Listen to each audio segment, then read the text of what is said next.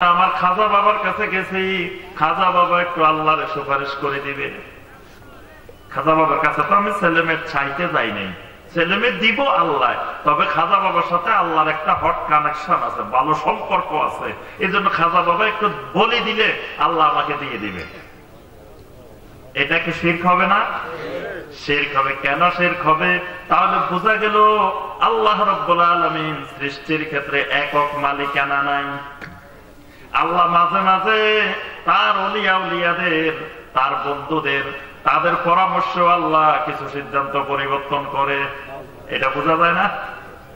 আল্লাহ রাব্বুল আলামিন সৃষ্টির ক্ষেত্রে একক মালিকানার অধিকারী। এই ক্ষেত্রে আল্লাহ রাব্বুল আলামিন কারো কোন পরামর্শ সহযোগিতা কিছুই নেন না। আমরা এই দেশে এসেছি, বাংলাদেশে, আল্লাহ রাব্বুল আলামিনের কাছে কোনো দরখাস্ত জমা দেই নাই। আল্লাহ পাক আমাদেরকে জিজ্ঞাসা করে নাই, এই তোমরা পৃথিবীতে তো অনেকগুলো দেশ আছে, 200-র উপরে দেশ আছে, তোমরা কোন দেশে যাইতে চাও, দরখাস্ত জমা দাও।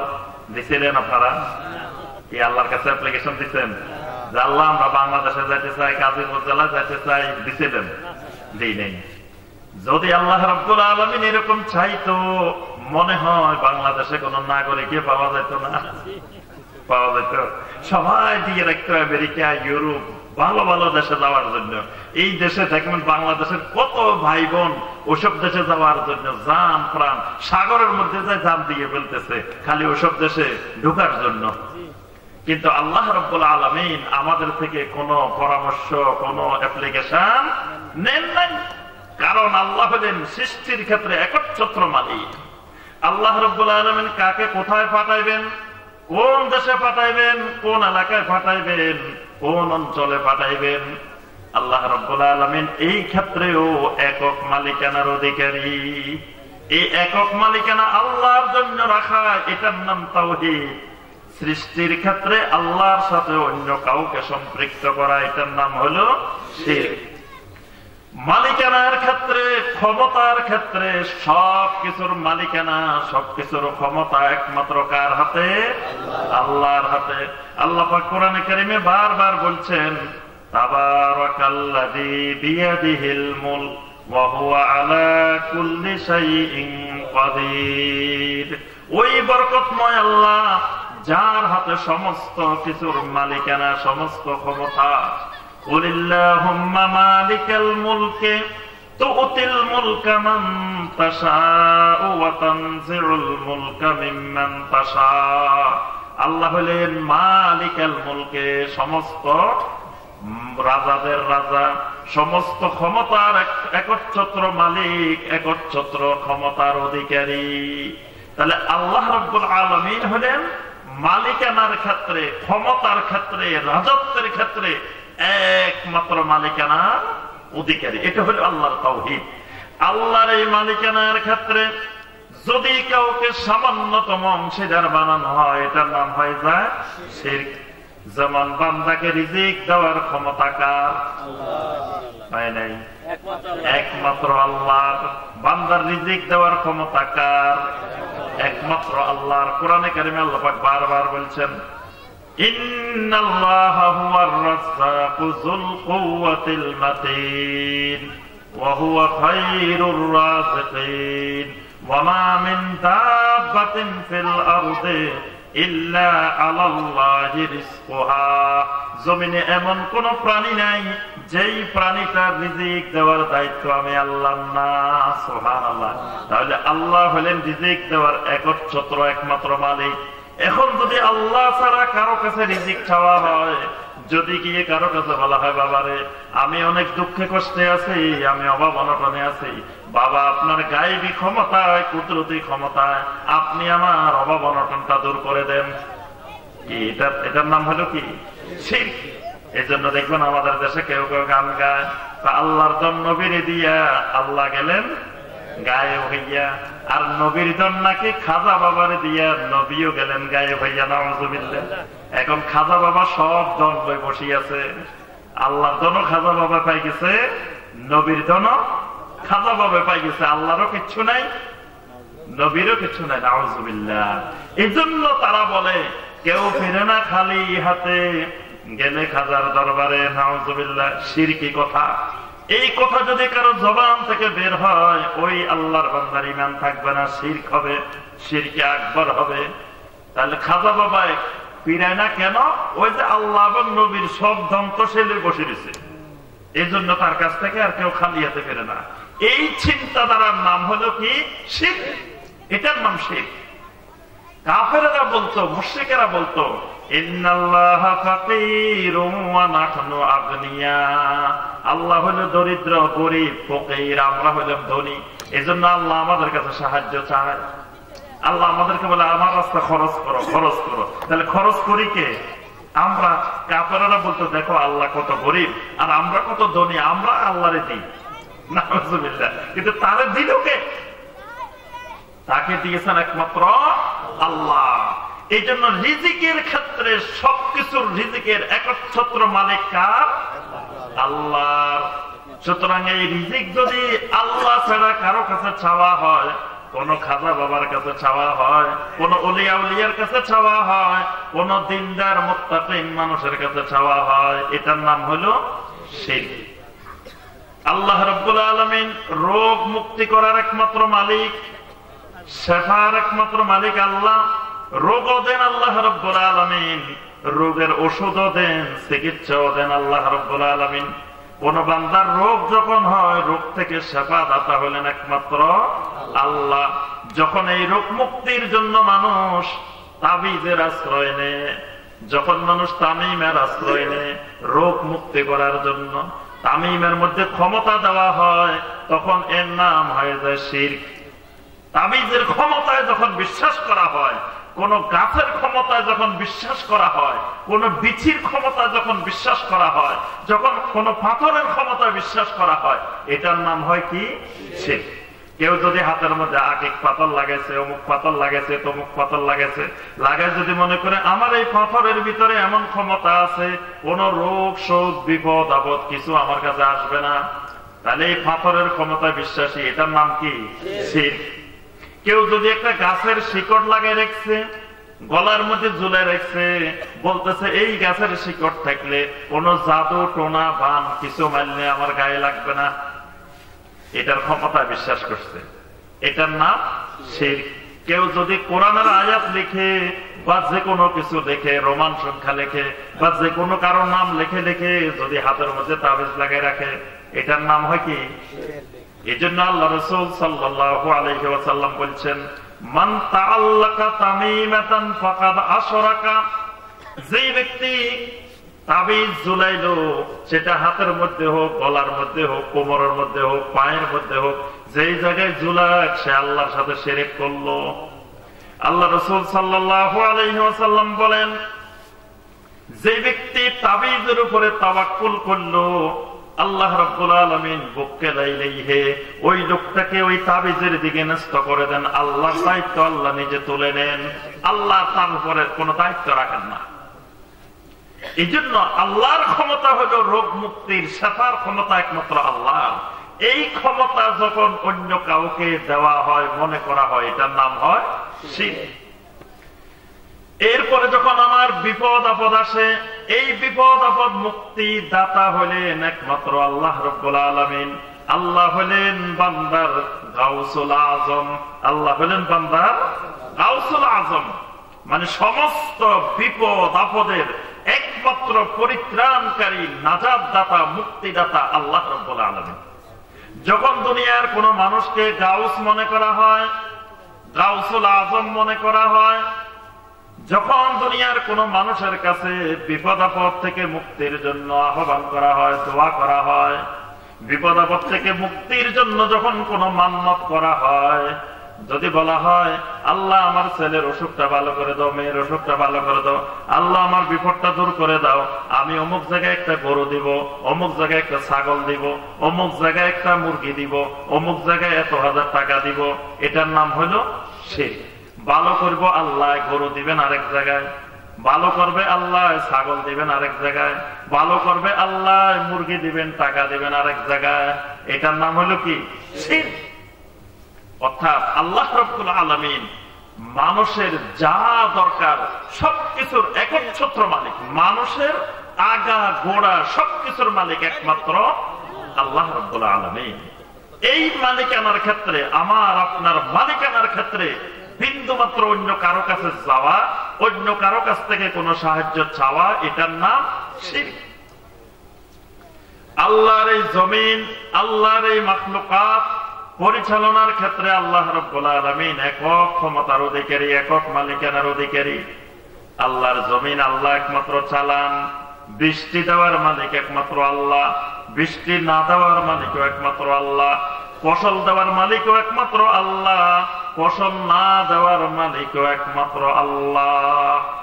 এখন যদি আমি মনে করি পৃথিবী আল্লাহ একা চালায় না, এর সাথে আরো আমাদের অনেক গাউস আছে, কুতুব আছে, আবদাল আছে, আওতাদ আছে, আমাদের অনেক গাউস, কুতুব, ওলি, আউলিয়া, বুজুর্গ, এদেরকে নিয়ে আল্লাহ জমিন চালায়, নাউযুবিল্লাহ। এটার নাম হলো শিরক।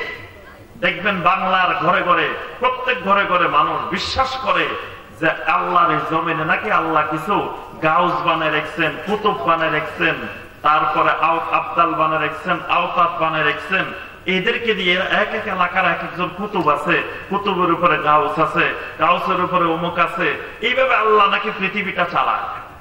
অনেক মানুষ দেখবেন এরকম বিশ্বাস করে। এই বিশ্বাসটার নাম হলো কি? শিরক। এই বিশ্বাসটা আরবের মুশরিকেরও করতো না, কাফেরেরও করতো না। কাফেরদেরকে যখন জিজ্ঞাসা করা হতো ওয়ামাই ইউদাব্বিরুল আমর, এই পৃথিবী সবকিছু পরিচালনা করে কে, কাফেরেরা জবাব দিত আল্লাহ, আল্লাহ পরিচালনা করে। অথচ আজকের জমানার মুসলমান বিশ্বাস করে আল্লাহ পৃথিবী পরিচালনা একা একা করেন না, প্রত্যেক এলাকায় আল্লাহ রাব্বুল আলামিন কিছু কুতুব বানায় রেখেছেন। ওই জমানার কুতুব, ওই বাংলাদেশের কুতুব, চট্টগ্রামের কুতুব, ওই গাজীপুরের কুতুব, বিভিন্ন এলাকা এলাকা নাকি কুতুব আছে, গাউস আছে, তারপর আওতাদ আছে, আবদাল আছে। এদেরকে দিয়ে আল্লাহ নাকি পৃথিবী চালায়, নাউযুবিল্লাহ। এবং মাঝে মাঝে কুতুবদের, গাউসদের মিটিং হয়। কোথায় মিটিং হয়? আফ্রিকার জঙ্গলে মিটিং হয়। তাহলে যদি আল্লাহ রাব্বুল আলামিন এরকম করতেন তো মিটিং হইতো কোথায়? মক্কাতে, মদিনাতে মিটিং হইতো। কিন্তু মিটিং আফ্রিকার জঙ্গলে হয়। তার অর্থ হইল যে এই মিটিংটা গোপন মিটিং। দেখবেন অনেক সময় মানুষ কোনো কিছু উৎখাত করার জন্য গোপন মিটিং করে, করে না? কোনো কিছু ষড়যন্ত্র করার জন্য গোপন মিটিং করে। এই গোপন মিটিংটা হলো আল্লাহর তাওহীদকে নষ্ট করার জন্য, সুন্নতকে নষ্ট করার জন্য, শিরক এবং বেদাত প্রচলন করার গোপন মিটিং। ওই মিটিং হয় একবার আফ্রিকা মহাদেশের সীমানার বাহিরে গিয়ে, একেবারে জঙ্গলের ভিতরে হয়। অর্থাৎ আল্লাহ রাব্বুল আলামিনের ক্ষমতা হলো এই সবকিছু পরিচালনার একমাত্র মালিক হলেন আল্লাহ রাব্বুল আলামিন। আর কাউকে যদি মালিকানা মনে করা হয় এটার নাম শিরক। কাফেরেরা, মুশরিকেরা যখন কোন মরুভূমিতে যাইতো তখন আগে ওই মরুভূমির একজন জিন বা একজন নেতাকে ডেকে বলতো আমরা তোমার আশ্রয় চাই। এই আশ্রয় চাওয়াটা শিরক। তারা মনে করত যে এই এলাকাটা, এই অঞ্চলটা একজন পরিচালনা করে। আল্লাহ পাক বলছেন ওইরকম কোন অঞ্চল, কোন এলাকায় কোন পরিচালনাকারী নেই, সব কিছুর পরিচালনা একমাত্র আল্লাহ রাব্বুল আলামিনের হাতে। আল্লাহ রাব্বুল আলামিনের নাম এবং গুণাবলীর ক্ষেত্রে আল্লাহ পাক একক ক্ষমতার অধিকারী। আল্লাহ রাব্বুল আলামিনের যতগুলো সিফাত আছে এই সিফাতগুলো কোন মাখলুকের সাথে মিলানো যাবে না। আল্লাহ রাব্বুল আলামিন বলছেন আল্লাহ পাক ইস্তাওয়া আলাল আরশে, আল্লাহ পাক আরশের উপরে উঠেছেন। আরশের উপরে উঠার ক্ষেত্রে আল্লাহ রাব্বুল আলামিন একক ক্ষমতার অধিকারী। আল্লাহ রাব্বুল আলামিনের একটা আরশ আছে, আল্লাহ সে আরশের উপরে উঠেছেন। আল্লাহ নিজেই বলছেন আমি উঠছি। এখন কেউ যদি কয় না আল্লাহ কেমনে উঠে, আল্লাহ কয় আমি আরশের উপরে উঠছি। এখন কেউ যদি বলে যে না আল্লাহ কিভাবে উঠে, তা আল্লাহ কিভাবে উঠে এই বিশ্বাস আল্লাহর সিফাতের ব্যাপারে, একক ক্ষমতার ব্যাপারে হস্তক্ষেপ করা। আল্লাহ পাক সিফাত গুলো যেভাবে বলছেন এগুলো আল্লাহর সিফাত, আল্লাহর মতো। আমাদের কাজ হলো এগুলোকে বিশ্বাস করা, এগুলোকে কোনো মাখলুকের মতো মনে না করা, আবার এগুলোকে অস্বীকারও না করা, এগুলোর কোন ব্যাখ্যা বিশ্লেষণও না করা। আল্লাহ পাক বলছেন ইস্তাওয়া আলাল আরশ, আল্লাহ আরশের উপরে উঠেছেন, বাস আল্লাহ আরশের উপরে উঠছেন। আল্লাহ রাসূল সাল্লাল্লাহু আলাইহি ওয়াসাল্লাম বলছেন ইয়ানজিলু রাব্বুনা ইলাস সামাইদ দুনিয়া, আল্লাহ রাব্বুল আলামিন শেষ রাতে প্রথম আকাশে অবতরণ করেন, নামেন। এই নামাটাও আল্লাহ রাব্বুল আলামিনের সিফাত। আল্লাহ রাব্বুল আলামিন কথা বলেন, এটা আল্লাহর সিফাত। আল্লাহ রাব্বুল আলামিন হাসেন, এটা আল্লাহর সিফাত। আল্লাহ রাব্বুল আলামিনের হাত আছে, এটা আল্লাহর সিফাত। আল্লাহ রাব্বুল আলামিনের কদম আছে, পা আছে, এটা আল্লাহ রাব্বুল আলামিনের সিফাত। আল্লাহ রাব্বুল আলামিনের চেহারা আছে, এটা আল্লাহ রাব্বুল আলামিনের সিফাত। আল্লাহ পাক সবকিছু দেখেন, এটা আল্লাহর সিফাত। আল্লাহ পাক সবকিছু শুনেন, এটা আল্লাহ রাব্বুল আলামিনের সিফাত। আল্লাহ রাব্বুল আলামিন মানুষের সাথে থাকেন, এটাও আল্লাহর সিফাত। সাথে থাকেন মানে আল্লাহ সব জায়গায় থাকেন এরকম না, সাথে থাকা এটাও আল্লাহ রাব্বুল আলামিনের একটা সিফাত। অর্থাৎ আল্লাহ পাক হাজার হাজার মাইল দূরে আরশে আজিমে থেকেও আল্লাহ বান্দার সাথে থাকতে পারেন, এটা আল্লাহ রাব্বুল আলামিনের ক্ষমতা, আল্লাহ রাব্বুল আলামিনের একটা গুরুত্বপূর্ণ সিফাত। এই সকল ক্ষেত্রে আল্লাহ পাক এক, এগুলোর সাথে কাউকে সংমিশ্রণ করলে এটা হয় শিরক। যত ইবাদত আছে সমস্ত ইবাদতের একমাত্র মালিক হলেন আল্লাহ রাব্বুল আলামিন। ইবাদতের মালিক আল্লাহ ছাড়া আর কেউ নাই। আল্লাহর কোন নবী, আল্লাহর কোন রাসূলও ইবাদতের মালিকানা নাই। এজন্য আমরা কালেমার মধ্যে ঘোষণা দিই লা ইলাহা ইল্লাল্লাহ, এর অর্থ হলো লা ইলাহা ইল্লাল্লাহর অর্থ বলেন তো দেখি। আরবিতে বলেন। লা ইলাহা ইল্লাল্লাহ অর্থ হলো লা মা'বুদা বিহাক্কিন ইল্লাল্লাহ। লা ইলাহা ইল্লাল্লাহর অর্থ লা মা'বুদা বিহাক্কিন ইল্লাল্লাহ, আল্লাহ ছাড়া হক কোন মাবুদ নাই, আল্লাহ ছাড়া সত্য কোন মাবুদ নাই। আল্লাহ ছাড়া আরো অনেক মাবুদ আছে, তবে সেগুলা সব বাতিল মাবুদ, নকল মাবুদ, 2 নম্বর মাবুদ, ভেজাল মাবুদ। আল্লাহ রাব্বুল আলামিন হলেন একমাত্র সত্যিকারের হক মাবুদ, মাবুদ হওয়ার যোগ্য, মাবুদ হওয়ার একমাত্র মালিকানা যার, তিনি হলেন একমাত্র আল্লাহ। এই জন্য আল্লাহ পাক কোরআনে কারীমের মধ্যে বলছেন যালিকা বিআন্নাল্লাহা হুয়াল হক ওয়া আন্না মা ইয়াদউনা মিন দুনিহি হুয়াল বাতিল। আল্লাহ হলেন একমাত্র হক, হক মাবুদ। আল্লাহ ছাড়া যাদেরকে দুনিয়ার মানুষ ডাকে, ইবাদত করে, এরা হলো সব বাতিল মাবুদ। তাহলে লা ইলাহা ইল্লাল্লাহর অর্থ হলো লা মা'বুদা বিহাক্কিন ইল্লাল্লাহ, অর্থাৎ আল্লাহ হলেন আমার সমস্ত ইবাদতের একমাত্র মালিক। আল্লাহ ছাড়া আমি আর কারো কোনো ইবাদত করব না।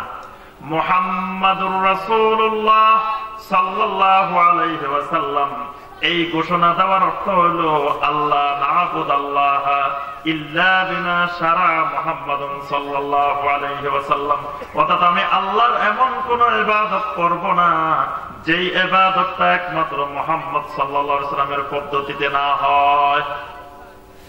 সমস্ত ইবাদত করব মুহাম্মদ সাল্লাল্লাহু আলাইহি ওয়াসাল্লামের পদ্ধতিতে, কিন্তু মুহাম্মদ সাল্লাল্লাহু আলাইহি ওয়াসাল্লামের কোন ইবাদত করব না। এই জন্য যত ইবাদত আছে সমস্ত ইবাদত কার জন্য? একমাত্র আল্লাহর জন্য। তাহলে সিজদা করা একটা গুরুত্বপূর্ণ ইবাদত, সিজদা একটা সবচাইতে গুরুত্বপূর্ণ ইবাদত, কারণ সিজদার মাধ্যমে বান্দা আল্লাহ রাব্বুল আলামিনের একেবারে নিকটবর্তী হয়ে যান। সুবহানাল্লাহ। আকরাবু মা ইয়াকুনুল আবদু ইলা রাব্বিহি ওয়া হুয়া সাজিদুন। আল্লাহ রাসূল সাল্লাল্লাহু আলাইহি ওয়াসাল্লাম বলেন, কোন বান্দা যখন আল্লাহর নিকটে সিজদা করে, বান্দা আল্লাহর একেবারে নিকটবর্তী হয়ে যায়। সুবহানাল্লাহ। এরকম গুরুত্বপূর্ণ একটা ইবাদত, এটা আল্লাহ ছাড়া আর কাউকে করা যায় না। যখনই কোন ব্যক্তি আল্লাহ ছাড়া কাউকে একটা সিজদা করবে, এটার নাম হলো শিরক।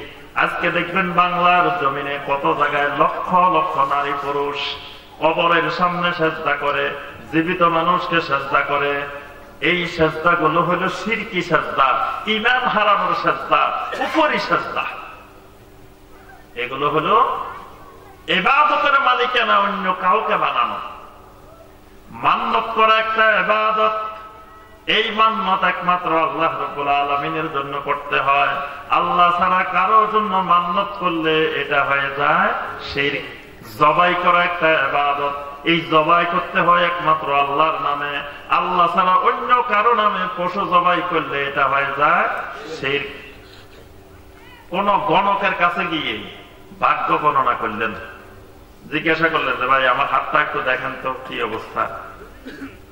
তারপরে আপনার রাশি গণনা করলেন যে আমার মেষ রাশি, তুলা রাশি, বৃশ্চিক রাশির কি অবস্থা একটু দেখেন তো। এটার নাম শিরক। কারণ আমার গায়েবের কোনো কিছুর মালিকানা আল্লাহ ছাড়া আর কেউ নাই। যখন কারো কাছে আমার আপনার ভবিষ্যৎ সম্পর্কে, রাশি সম্পর্কে, ভাগ্য সম্পর্কে জানতে চাইলাম, এটা হলো আল্লাহ ছাড়া অন্য কারো কাছে গায়েবের জিনিস জানতে চাইলাম।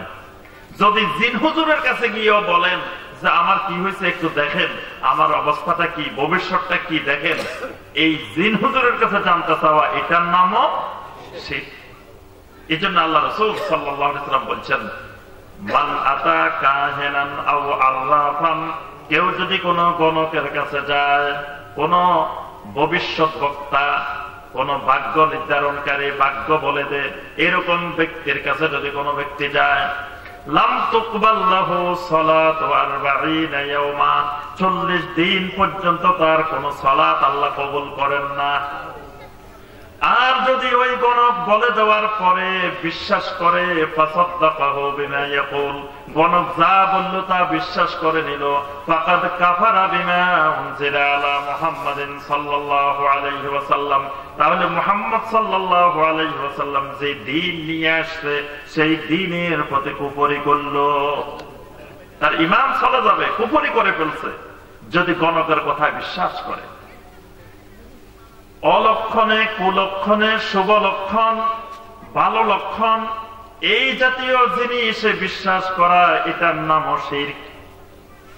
এটাকে হাদিসের ভাষা বলা হয় তিয়ারা। তিয়ারাটা একটা শিরক।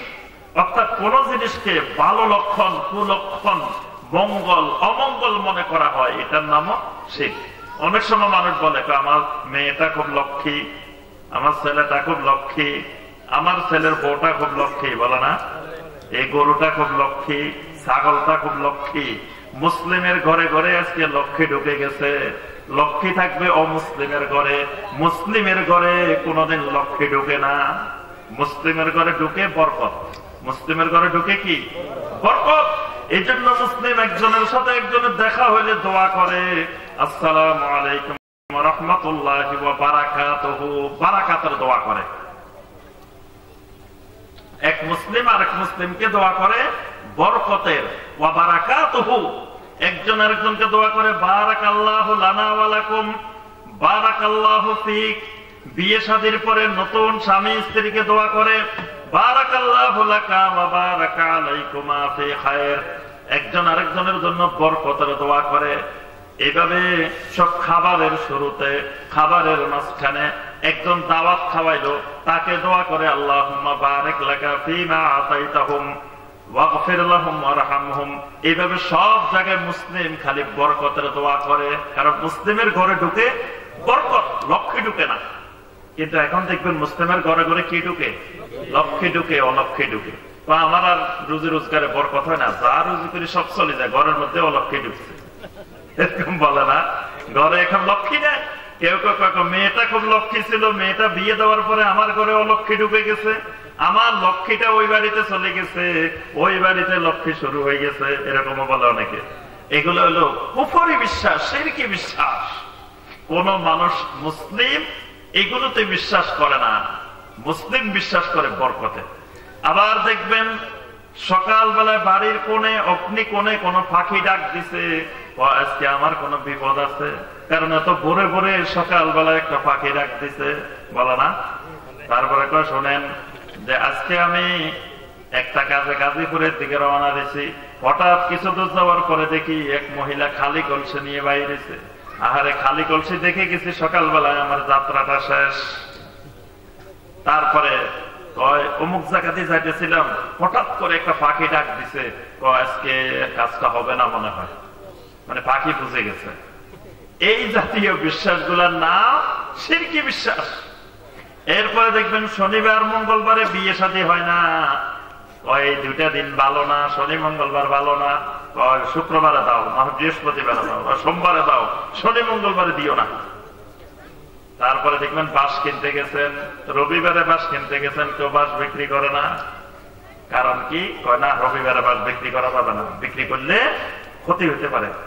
সূর্য ডুবে গেছে, রাত হয়ে গেছে, টাকা পয়সার জন্য কারো বাড়িতে গেছেন, চাচি কয় না এখন রাত হয়ে গেছে, এখন আর টাকা পয়সা বের করা যাবে না ঘরের থেকে, এখন সন্ধ্যা হয়ে গেছে, সূর্য ডুবে গেছে, টাকা পয়সা ঘর থেকে আর বের করা যাবে না, বের করলে কি হবে? অলক্ষে লেগে যাবে, লক্ষ্যে চলে যাবে। সন্ধ্যার পরে ঘর ঝাড়ু দিছ, খবরদার ময়লাগুলা বাইরে ফেলাইও না, এগুলা ঘরের ভিতরে রাখে দাও, কারণ ঘরের ভিতরে না রাখলে ঘরের লক্ষ্যে চলে যেতে পারে, ঘরের ভিতরে রেখে দিতে হবে। সকালবেলা প্রথম কাস্টমার গেছে, খবরদার তাকে বাকি দেওয়া যাবে না। সারাদিন বাকি দিলে অসুবিধা নাই, কিন্তু প্রথমটা বাকি দেওয়া যাবে না, কারণ প্রথমটা বাকি দিলে অবস্থা খারাপ। এই বিশ্বাসটার নাম হলো শিরকি বিশ্বাস। এইগুলোই শিরক। আমাদের রন্ধ্রে রন্ধ্রে, ঘরে ঘরে এইভাবে শিরক ঢুকে গেছে। তারপরে দেখবেন রিয়ার শিরক, প্রত্যেকের ভিতরে রিয়ার শিরক ঢুকে আছে। মানুষকে দেখাইতে খুব পছন্দ করে, আল্লাহর ইবাদত যেটাই করে গোপনে করতে পারে না, যা করবে মানুষকে দেখানো লাগবে। যাই করুক, 10 টাকা দিবে, এটাও গোপনে দিতে পারে না, এটাও দেখায় দেখায় দিতে হবে। আবার যদি মাইকে, যদি ওয়াজ মাহফিলের মাইকে যদি ঘোষণা দেওয়া না হয়, তাহলে অবস্থা খারাপ। আমি কালকে 100 টাকা দিছি, আমার নাম কেন মাইকে ঘোষণা হলো? আমি এক মাহফিলে গেছি, দেখি 10 টাকা আনি দে, তাও তার নাম ধরে ধরে বলা লাগবে। 10 টাকা দিতেছে মাহফিলে, সেই 10 টাকাও কোন লোকে দিছে নাম বলা লাগবে, নাম না বললে হবে না, সবাই জানতে হবে মাইকে। এগুলো হলো রিয়া। আমি আল্লাহ রাস্তায় কি দিব, এটা তো আমার আল্লাহ জানলে হলে, অন্যরা জানার দরকার থাকে, কিন্তু আমরা অন্যরা না জানলে দিতে পারি না। তারপরে দেখবেন নফল নামাজ পড়বে, সামান্য কিছু ইবাদত বন্দেগী করে, ওইটাও কত মানুষের সাথে বলে বেড়ায়, তো ভাই আমি রাতে 3টে উঠছি যে আর ঘুমাই নেই, বারবার খালি সারাদিন কয় সবাই। কারণ কি?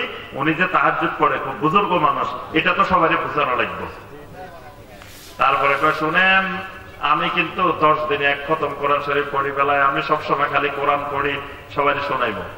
তারপরে একজন আসে আমাকে বলে, হুজুর শুনেন, আমি 4র্থবার যখন হজে গেছি, এত বৃষ্টি হয়েছে, আমরা সবাই মিনার থেকে পাহাড়ে উঠে গেছি। 4র্থবার হজে গেছে, মানে উনি 4বার হজ করছে, এটা বোঝাইতে চাচ্ছে। এই জন্য 4র্থবার উনি হজে গেছে, এটা বারবার সবাই ধরে ধরে বলে। এইভাবে প্রত্যেকটি ইবাদত, যাকাত দিবে, সাদাকা করবে, যে কোনো ইবাদত করবে, এইটা না বলে রাখতে পারে না। এইটাও এক ধরনের গোপন শিরক, এটাকে বলা হয় শিরকে খাফি, গোপন শিরক।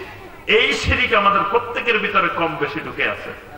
মানুষ দেখলে একরকম, মানুষের অভ্যন্তরে গেলে আরেক রকম। যখন মসজিদে ঢুকি, ফ্যান উপরের দিকে তুলে দিছি, মসজিদ থেকে বাইরে এলে আবার আগের মতো নামে গেছে। কি ব্যাপার ভাই? মসজিদে আল্লাহ ছিল, বাইরে মনে হয় আল্লাহ নাই। মসজিদে আল্লাহকে দেখানোর জন্য উপরে তুলে দিচ্ছে, মসজিদ থেকে বাইরে আবার নিচে নামে গেছে। কারণ এখন মানুষকে দেখাইতে হবে। মানুষ যদি উপরে তুলে রাখে, মানুষকে বইতে, এই ছেলে তো ভদ্রতা জানে না, এই ছেলে প্যান্ট এমন রাখছে কেন, মানুষ বিভিন্ন রকম মনে করতে পারে। এই জন্য মানুষ মনে করবে, এই চিন্তা করে কিছু করা, এটাও শিরকে খাফি, কারণ এটা মানুষকে দেখানোর জন্য। এইভাবে আমাদের প্রত্যেকের দেখবেন যে সমাজে, ঘরে, পরিবারে, রন্ধ্রে রন্ধ্রে শিরিক অনুপ্রবেশ করেছে। এই জন্য আমার ভাইয়ের আহ্বান করেন, শিরিক থেকে সতর্ক হতে হবে। শিরিক করলে অসুবিধা কি? 4-5টা অসুবিধা সংক্ষেপে বলি। 1 নম্বর অসুবিধা, শিরকের দ্বারা আল্লাহ রাব্বুল আলামিন আমার সব আমলগুলো নষ্ট করে দেন। শিরকের দ্বারা সব আমল বরবাদ। সূরা জুমারের 65 নম্বর আয়াতে আল্লাহ পাক স্পষ্ট করে বলছেন, ওয়ালাকাদ উহিয়া ইলাইকা ওয়া ইলাল লাযিনা মিন ক্বাবলিকা লাইন আশরাকতা লায়াহবাতান্না আমালুক। বান্দা তুমি যদি শিরিক করো, সব নবীদেরকে ওহী করে আল্লাহ বলে দিচ্ছেন তোমার সব আমলগুলো নষ্ট হয়ে যাবে। নাউযুবিল্লাহ, শিরকের দ্বারা সব আমল বরবাদ। 2 নম্বর ক্ষতি, শিরকের দ্বারা আল্লাহ রাব্বুল আলামিন আল্লাহর জান্নাতকে আল্লাহ হারাম করে দেন। আল্লাহ রাব্বুল আলামিন শিরককারীকে আল্লাহ জান্নাত দেন না। 3 নম্বর ক্ষতি, আল্লাহ রাব্বুল আলামিন শিরক নিয়ে কবরে গেলে সব গুনাহ আল্লাহ পাক ইচ্ছা করলে মাফ করতে পারেন, কিন্তু শিরকের গুনাহ আল্লাহ রাব্বুল আলামিন ক্ষমা করবেন না। 4 নম্বর ক্ষতি, শিরক করার দ্বারা আল্লাহ রাব্বুল আলামিন মুসলিমদের উপর থেকে আল্লাহর নিরাপত্তা তুলে নেন। যখন বান্দা শিরক যত বেশি করবে, বান্দা পৃথিবীতে ইহুদি নাসারা মুশরিকিনদের দ্বারা তত বেশি মার খাবে। আল্লাহ পাক সূরা আল আনআমের ৮২ নম্বর আয়াতে স্পষ্ট করে বলছেন, যতদিন বান্দা শিরক করবে না, শিরক মুক্ত তাওহীদি ঈমানের অধিকারী থাকবে, ততদিন জমিনে আল্লাহ পাক ওই বান্দাদেরকে আল্লাহ নিরাপত্তা দিবেন। কিন্তু যখন বান্দা শিরক করা শুরু করবে, আল্লাহর নিরাপত্তা আল্লাহ তুলে নেবেন। তখন পৃথিবীতে নির্যাতিত, লাঞ্ছিত হবে মুসলিমেরা। যতদিন পৃথিবীতে মুসলিম শিরক মুক্ত ছিল, ততদিন মুসলিমদের ভয়ে সারা পৃথিবীর মানুষ থরথর করে কাঁপত। নবী সাল্লাল্লাহু আলাইহি ওয়াসাল্লাম বলেন, আমি থাকি মদিনায়, অথচ কত দূরে, হাজার হাজার মাইল দূরে সেই রোম, সিরিয়া, সেই পারস্য, ওসব দেশের নেতারা আমার ভয়ে থরথর করে কাঁপে। আল্লাহু আকবার। আমার ওরকম কোন সৈন্য, অস্ত্র শস্ত্র কিছু তেমন নাই। আমি থাকি মদিনায়, আর তারা থাকে হাজার হাজার মাইল দূরে। তারা কত শক্তিশালী, কিন্তু সবসময় আমার ভয়ে থাকে। কারণ যখন বান্দা তাওহীদের উপরে থাকে, শিরক মুক্ত থাকে, তখন আল্লাহ পাক কাফেরদের অন্তরে ভয় সৃষ্টি করে দেয়। কিন্তু যখন বান্দা শিরক করা শুরু করে, কাফেররা তাদেরকে ভয় করে না। এই জন্য শিরক করলে বান্দার থেকে আল্লাহর নিরাপত্তা উঠে যায়। শিরক করার দ্বারা বান্দার যত শক্তি তত দুর্বল হয়ে যায়, তাওহীদ যত মজবুত হয়, বান্দার ঈমানী শক্তি, শারীরিক শক্তি, সব ধরনের নৈতিক শক্তি বান্দার মধ্যে বিদ্যমান থাকে। এই জন্য আমাদেরকে সবসময় শিরক থেকে দূরে থাকতে হবে, শিরক মুক্ত ঈমানের অধিকারী হইতে হবে। আল্লাহ পাক আমাদেরকে তৌফিক দান করুন। আমার ভাইরা, আমার বোনেরা, আর একটু আলোচনা করবো আমরা বিদআতের উপর। বিদআতটা হলো ইবাদতের রূপে, মানে ভালো মনে করে সওয়াবের উদ্দেশ্যে নতুন নতুন যে সকল ইবাদত বানানো হয়, এগুলোর নাম হলো বিদআত। বিদআতটা খারাপ কোনো জিনিস না, মানে বাহ্যিক ভাবে দেখতে বিদআতটা খারাপ জিনিস না। বাহ্যিক ভাবে দেখতে খুব ভালো জিনিস, চমৎকার জিনিস, সুন্দর জিনিস। বরং মূল জিনিসের চাইতেও বাহ্যিক ভাবে দেখতে বিদআতটা অনেক সুন্দর মনে হয়, চাকচিক্যময় মনে হয়। দেখবেন স্বর্ণ যেগুলো খাঁটি, এগুলো দেখতে এত চকচক করে না।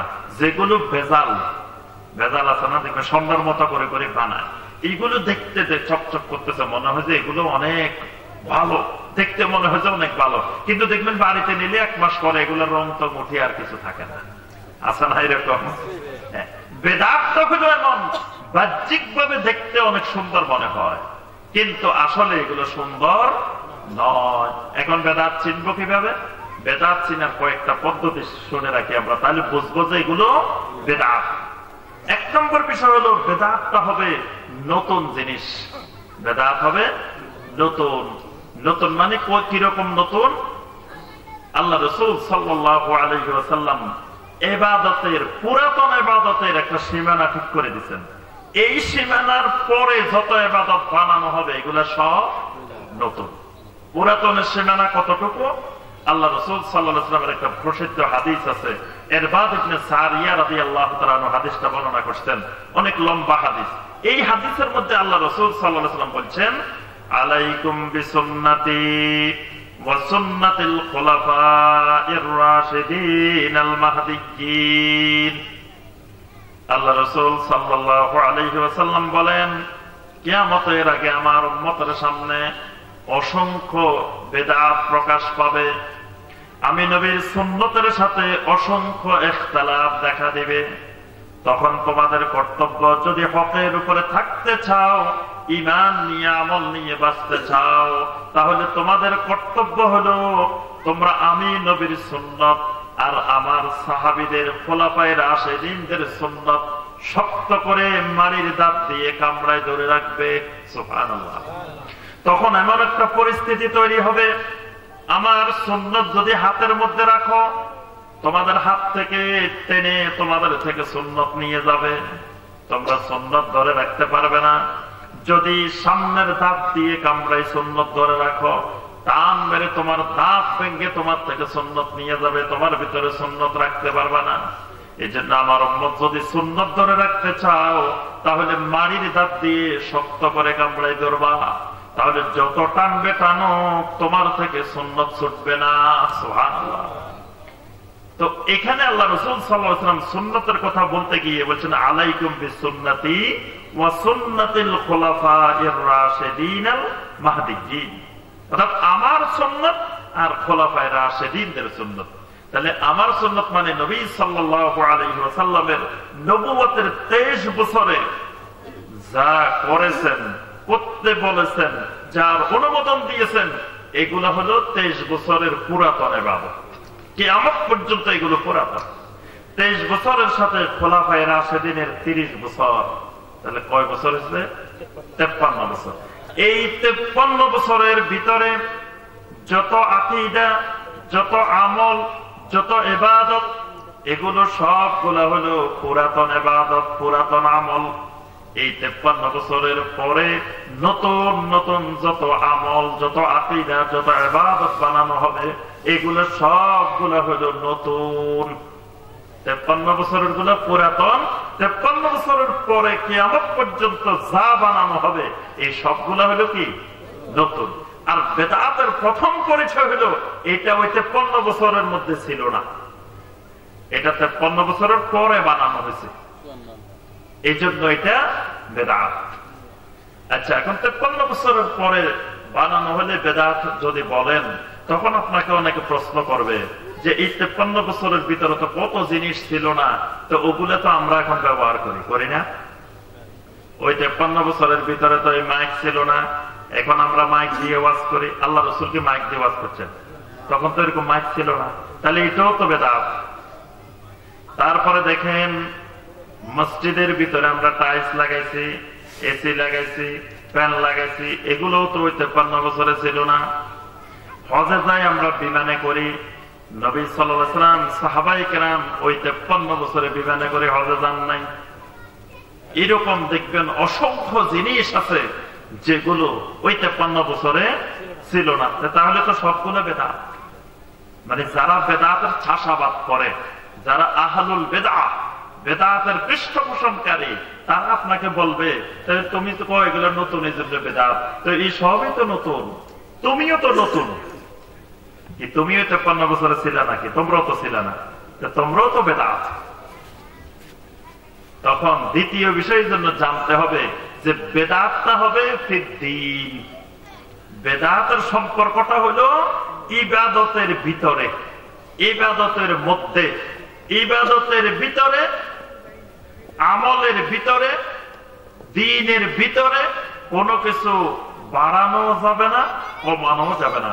কিন্তু যদি ইবাদতের উপকরণ হয়, ইবাদতের জন্য বানানো হয়, ওইটার সাথে বেদাতের কোনো সম্পর্ক নাই। তাহলে মাইক এটা কিন্তু ইবাদত না, এটা ইবাদতের জন্য। এটা দিয়ে শুধু আমি যে কথাটা বলতেছি, এই কথাগুলো ইবাদত, কিন্তু মাইক এটা হলো ইবাদতের মাধ্যম, ইবাদতের জন্য। মাইক এটা আমার কথাগুলো আপনাদের কাছে পৌঁছাবে, কিন্তু এই মাইক ইবাদত না। ইবাদত হলো আমি যে কথাগুলো বলতেছি, এখানে যদি কোরআন এবং সুন্নাহর কথা বলি, এটা সুন্নাত।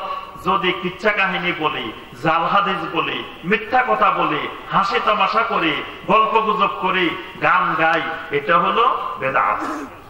সুন্নাত আর বেদাতের সম্পর্কটা এখানে, কিন্তু মাইকের সাথে সুন্নাত বেদাতের সম্পর্ক নাই।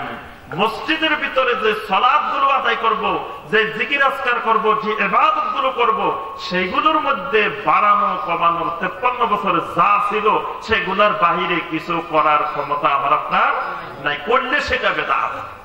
কিন্তু মসজিদের মাইক, মসজিদের এসি, মসজিদের ফ্যান, মসজিদের টাইলস, এগুলো ইবাদত না, এগুলো ইবাদতের জন্য, এগুলো ইবাদতের উপকরণ। ইবাদতের উপকরণের সাথে সুন্নাত বিদআতের কোনো সম্পর্ক। বিমানে করে হজে যাওয়া, বিমানটা ইবাদতের উপকরণ, বিমানটা হজ না। হজ হলো আরাফার ময়দানে অবস্থান করা, বাইতুল্লাহর তাওয়াফ করা, সাফা মারওয়ার সাই করা। ওইগুলো নবী সাল্লাল্লাহু আলাইহি ওয়াসাল্লাম যেভাবে করেছেন, ওই 53 বছরে যেভাবে হজের কাজগুলো হয়েছে, ওইভাবে কিয়ামত পর্যন্ত করার নাম সুন্নাত।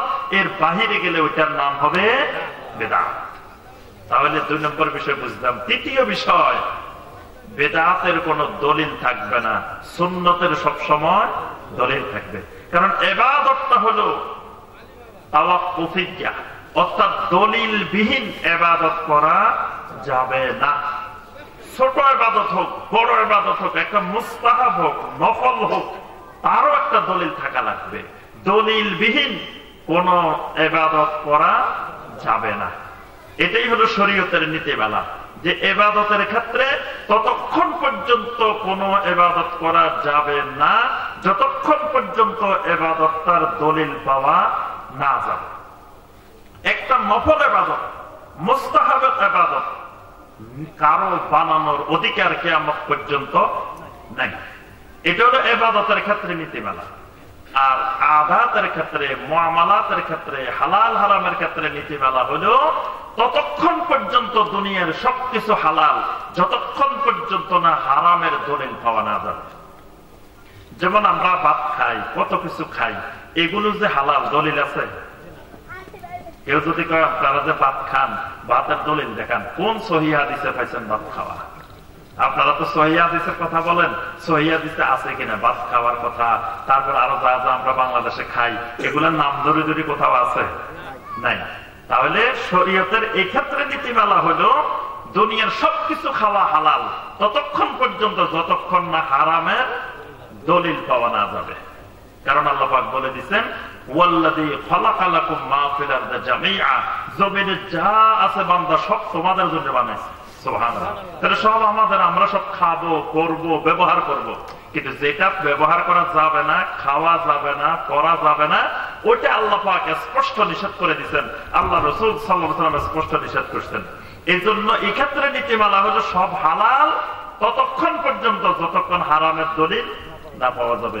ইবাদতের ক্ষেত্রে নীতিমালা হলো কোন ইবাদত ততক্ষণ করা যাবে না যতক্ষণ ওই ইবাদতের পক্ষে দলিল না পাওয়া যাবে। কিন্তু যেটা বিদআত, সেটার কোনো দলিল পাওয়া যাবে না। দলিল যদি থাকে সেটা বিদআত হবে না, সেটা হয়ে যাবে কি? সুন্নাত। এই জন্য আমি সব জায়গায় উদাহরণ দিই যে সামনে একটা সুন্দর বাড়ি, আমি আপনাদেরকে ঘোষণা দিলাম যে ভাই শুনেন, সম্মানিত ভাই বোনেরা, বাড়ি এটা কিন্তু আমার না। এখন আপনারা বললেন যে বাড়ি এটা যে আপনার না, আপনি একটু দলিলটা, কবলাটা, খতিয়ানটা একটু দেখাই যান। আমার কাছে এই বাড়ির কোন দলিল, কবলা, খতিয়ান কিছু আছে? কিছুই নেই। তাহলে তো আমি দেখাইতে পারবো না। বাড়ি এটা যিনি মালিক, তার কাছে দলিল, কবলা, খতিয়ান সব আছে, উনি আপনাকে সব দেখাইতে পারবেন না। তাহলে বেদাত যেটা হবে এটার কোন দলিল থাকবে না, সুন্নাত যেটা হবে সেটার দলিল থাকবে। এই জন্য যিনি বলবেন ভাই এটা সুন্নাত, দলিলটা উনি দেখাবেন। যিনি বলবেন ভাই এটা বেদাত, উনি কোন দলিল দেখানো লাগবে না। দলিল নাই বলে এটা বেদাত, দলিল থাকলে তো এটা সুন্নাত হয়ে যেত। তবে ইবনে তাইমিয়া রাহিমাহুল্লাহ বলছেন, যারা বেদাতি, যারা আহলুল বেদাত, তারা তাদের বেদাতের সপক্ষে একটা ভুয়া দলিল বানায়নি। দেখবেন এলাকায় কিছু কিছু জমি দখলকারী থাকে, তাদের কাজে থাকে যে অমুকের জমি এখান দিয়ে 3%, ওখান দিয়ে 5%, ওখান দিয়ে 7%, তার নামে ভুয়া কবলা করে করে দলিল বানায় বানায় জমি দখল করে। এরকম কিছু থাকে না? আপনাদের এলাকায় কিন্তু নাই, কিন্তু অন্যান্য এলাকায় এরকম থাকে যে যারা এরকম জমির, বিভিন্ন জনের জমি 2%, 5%, 10%, দেখবেন গোপনে আপনার 2 নম্বর কবলা একটা বানায় জমি এগুলো দখল করে ফেলায়। এরকম থাকে।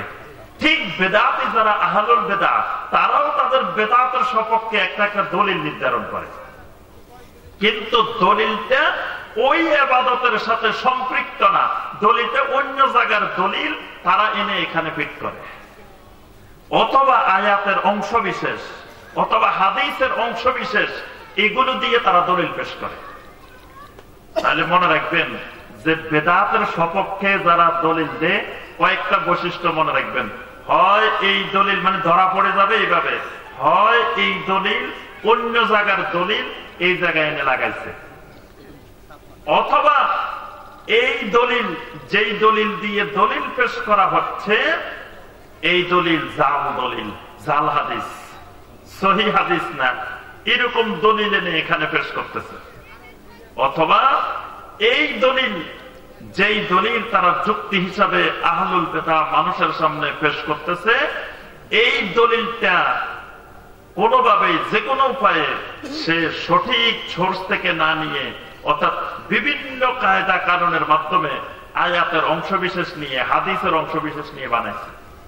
কেউ যদি পুরা আয়াতে কারিমা পেশ করে, তার ভুয়া দলিলের জবাব আল্লাহ পাক ওই আয়াতের মধ্যে দিয়ে দিচ্ছেন।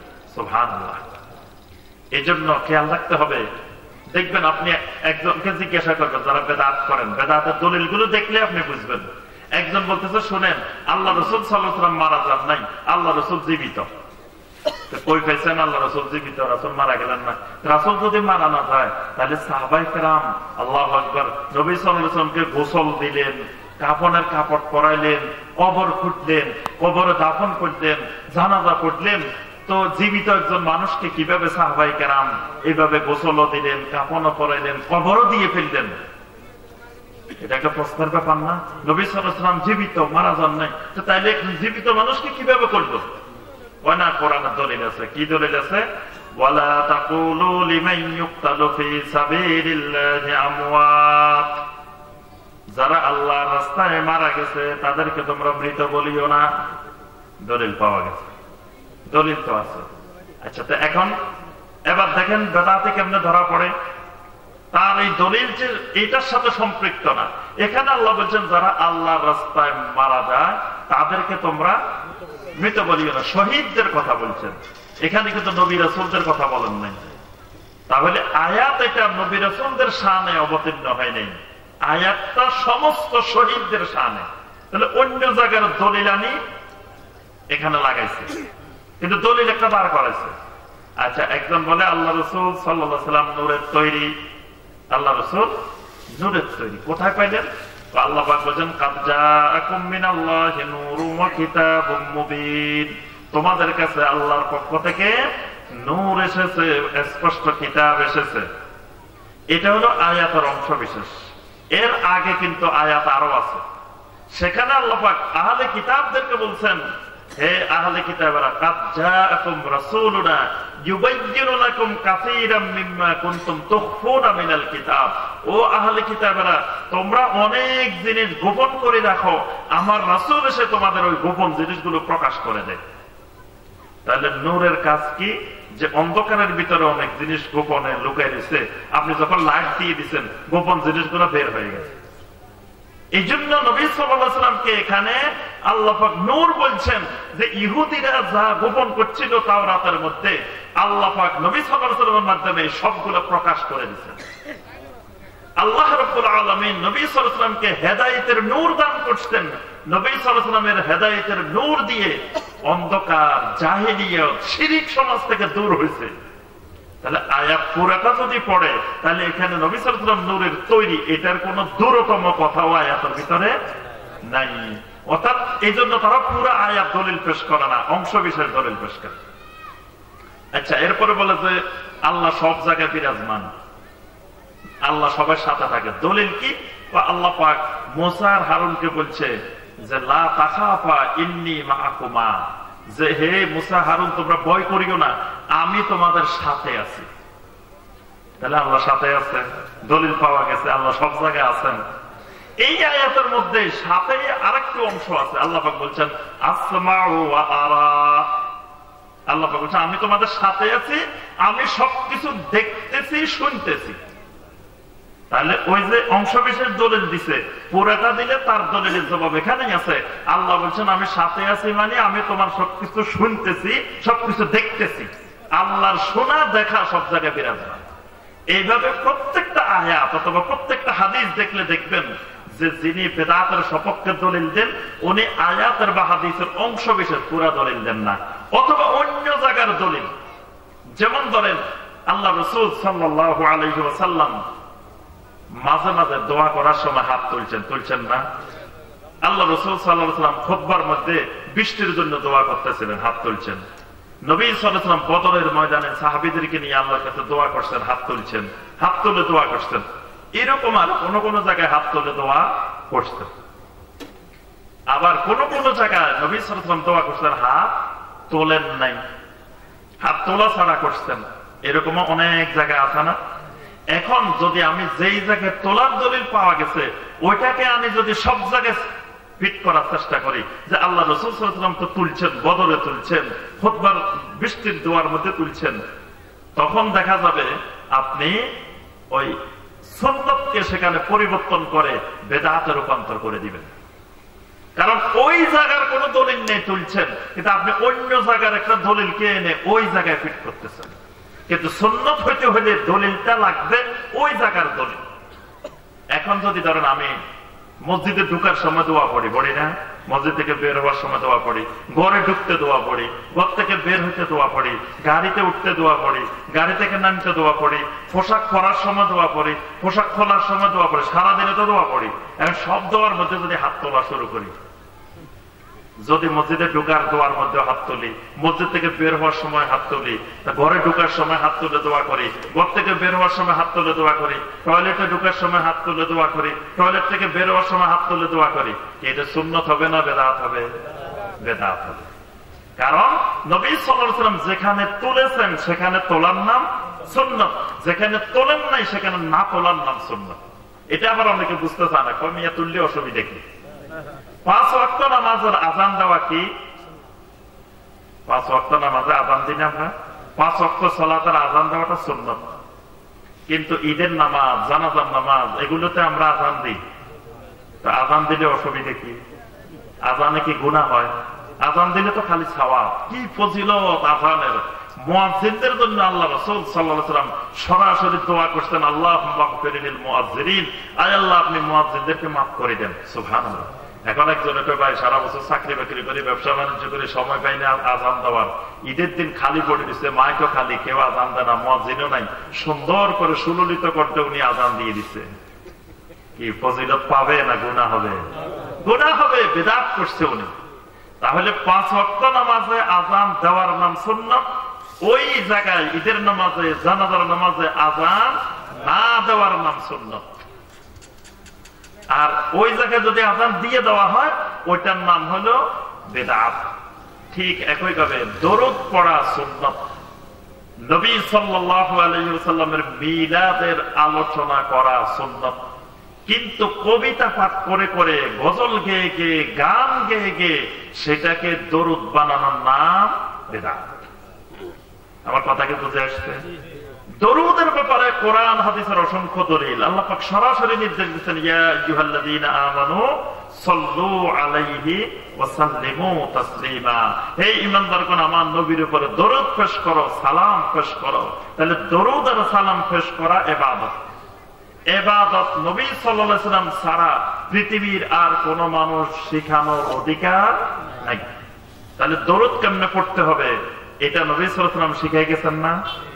ওই পদ্ধতিতে কিয়ামত পর্যন্ত সুন্নাত, যেই পদ্ধতিতে নবী সাল্লাল্লাহু আলাইহি ওয়াসাল্লাম শিখাই গেছেন।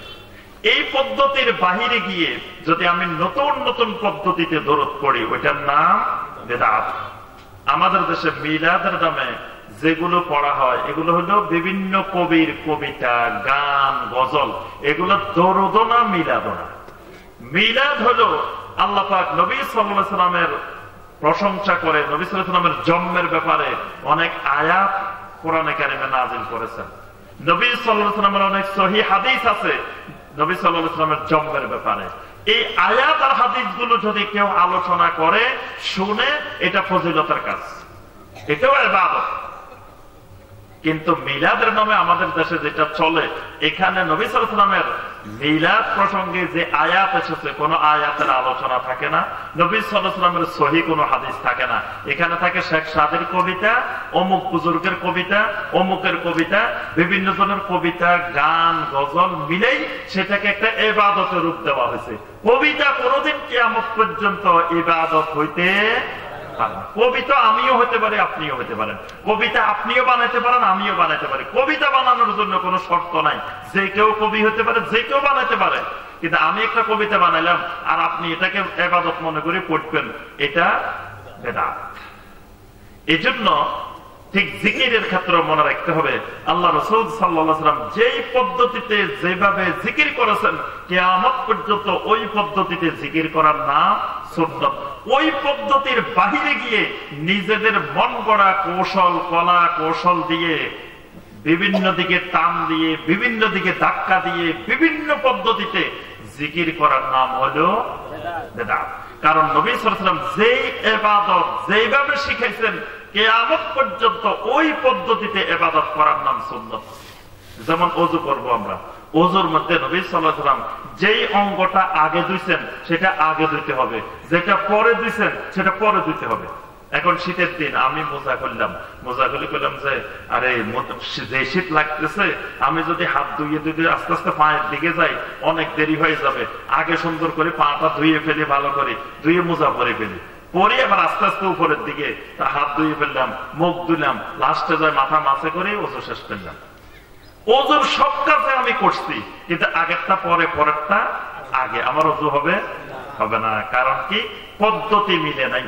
নবী সাল্লাল্লাহু আলাইহি ওয়াসাল্লাম যেই পদ্ধতিতে করছেন হুবহু সেই পদ্ধতি হইতে হবে। সালাত নবী সাল্লাল্লাহু আলাইহি ওয়াসাল্লাম যেই পদ্ধতিতে পড়েছেন কিয়ামত পর্যন্ত ওই পদ্ধতিতে হওয়া লাগবে। পুরুষেরাও নবী সাল্লাল্লাহু আলাইহি ওয়াসাল্লামের মতো সালাত আদায় করবে, নারীরাও নবী সাল্লাল্লাহু আলাইহি ওয়াসাল্লামের মতো সালাত আদায় করবে। কারণ নবী সাল্লাল্লাহু আলাইহি ওয়াসাল্লামের আম নির্দেশ হলো সল্লু কামা রাআইতুমুনি উসাল্লি। নারী পুরুষ সবাই আমি নবী যেমনে সালাত আদায় করি তেমনে সালাত আদায় করো।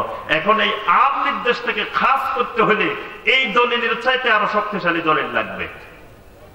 যেমন আমি আপনাদের সবাইকে বললাম যে সম্মানিত ভাইয়েরা, আপনারা সবাই মাহফিল শেষ হলে সুন্দর মতো চলে যাবেন, এটা হলো আম নির্দেশ। পরে বললাম যে শুনেন ভাই, আমাদের আব্দুল খালেক ভাই, আব্দুল মালেক ভাই দুইজন খালি থাকবেন, এই নির্দেশটা হলো কি খাস। তাহলে প্রথমটা যেভাবে মাইকে ঘোষণা দিয়ে বলছি, পরেরটা আরো জোরালো ভাবে বলতে হবে। কারণ পরেরটা মাত্র দুইজনের খাস করতেছি, আর আগেরটা সবাই আম করছি। এখন প্রথম সবাই বলছি চলে যাইয়েন, এটা বলছি মাইকে। পরে যে দুইজনের নাম বলছি এটা মাইক বন্ধ করে তারপরে বলছি। এখন ওই দুইজন চলে গেছে, কারণ ওই দুইজন তো শুনেই নাই, থাকবে কেমনে? আচ্ছা, এখন ওই দুইজন তো চলে গেছে, তারা কি আমার অর্ডার অমান্য করছে? অমান্য করে নাই। কারণ তারা থাকবো কেমনে? তারা তো শুনেই নেই, শুনলে না থাকতো। আপনাদেরকে যেভাবে আমি আম নির্দেশ দিছি, ওই দুজনের খাস নির্দেশটা আরো স্পষ্ট করে দেওয়া দরকার ছিল, কিন্তু আমি দিছি মাইক বন্ধ করে গোপনে, কেউ শুনে নাই। এই জন্য আল্লাহ রাসূল সাল্লাল্লাহু আলাইহি ওয়াসাল্লামের এই হাদিসটা হলো আম। নারী পুরুষ সবাইকে বলছেন তোমরা আমার মতো পড়ো, আয়েশার মতো পড়ো, ফাতেমার মতো পড়ো, খাদিজার মতো পড়ো। আর কাউকে কিন্তু নবী সাল্লাল্লাহু আলাইহি ওয়াসাল্লাম দেখাই দেন নাই। নারীদেরকে বলছেন আমার মতো পড়ো। এখন কিছু কিছু হাদিস পাওয়া যায়, কিছু হাদিস আছে নারীদের একটু আলাদা নামাজের বর্ণনা। ওই নির্দেশগুলো খাস নির্দেশ, যে সবার থেকে নারীদেরকে খাস করা হয়েছে। এখন এই খাস নির্দেশগুলো হইতে হবে এই সহিহ হাদিসের থেকে আরো স্ট্রং, আরো শক্তিশালী। কিন্তু ওই হাদিসগুলো সব দুর্বল হাদিস। এখন দুর্বল হাদিস দিয়ে আম নির্দেশকে খাস করা যায় না, এই জন্যই ওই হাদিসগুলো বাদ। ওই হাদিসগুলোর আমল করা যাবে না। কারণ একটা আম নির্দেশকে, আম দলিলকে খাস করতে হলে, সহিহ হাদিসের আম নির্দেশকে খাস করতে হলে ওটাও সহি পর্যায়ের, সহি লিজাতিহি হইতে হবে, বরং মুতাওয়াতির আরো উচ্চ স্তরের লাগবে খাস করতে হলে। কিন্তু ওটা তো সহি তো না, সহি লিজাতিহি না, সহি লিগাইরিহি না, বরং ওটা দুর্বল হাদিস, দয়ীফ হাদিস। এই জন্য আম নির্দেশকে খাস করা যাবে না। এই জন্য আমার ভাইরা এবং বোনেরা, এই জন্য আমাদেরকে খেয়াল রাখতে হবে, সব ক্ষেত্রে সুন্নতের উপরে থাকতে হবে, বিদআত থেকে সব সময় দূরে থাকা লাগবে। বেদাত করলে ক্ষতি কি, এটা বলে আমার আলোচনা শেষ। বেদাত করলে 1 নম্বর ক্ষতি, ওই আমলটা বাতিল হয়ে যাবে। বেদাতি পদ্ধতিতে যে আমলটা করব সেই আমলটা বাতিল। 2 নম্বর ক্ষতি, বেদাতকারী ব্যক্তি নবী সাল্লাল্লাহু আলাইহি ওয়াসাল্লামের হাউজে কাউসারের পানি পান করতে পারবে না। নবী সাল্লাল্লাহু আলাইহি ওয়াসাল্লামকে যখন বলা হবে ইন্নাকা লা তাদরি মা আহাদাসু বা'দাক, আপনি জানেন না এরা আপনার ওফাতের পরে নতুন নতুন ইবাদত বানাইছে, আকীদা বানাইছে। নবী সাল্লাল্লাহু আলাইহি ওয়াসাল্লাম বললেন সুহকান সুহকান, দূর হয়ে যাও দূর হয়ে যাও, এদিকে আসা যাবে না। তাহলে নবী সাল্লাল্লাহু আলাইহি ওয়াসাল্লামের হাউজে কাউসারের পানি না পাওয়া মানে শাফাআতও পাবে না, নবী সাল্লাল্লাহু আলাইহি ওয়াসাল্লামের শাফাআত থেকে বঞ্চিত হবে।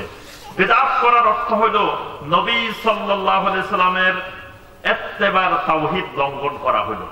মানে আল্লাহর তাওহীদ হলো ইবাদতের তাওহীদ, নবী সাল্লাল্লাহু আলাইহি ওয়াসাল্লামের তাওহীদ হলো ইত্তেবার তাওহীদ। অর্থাৎ কিয়ামত পর্যন্ত আকীদার ক্ষেত্রে ইবাদতের ক্ষেত্রে একমাত্র রাসূল সাল্লাল্লাহু আলাইহি ওয়াসাল্লামের অনুসরণ।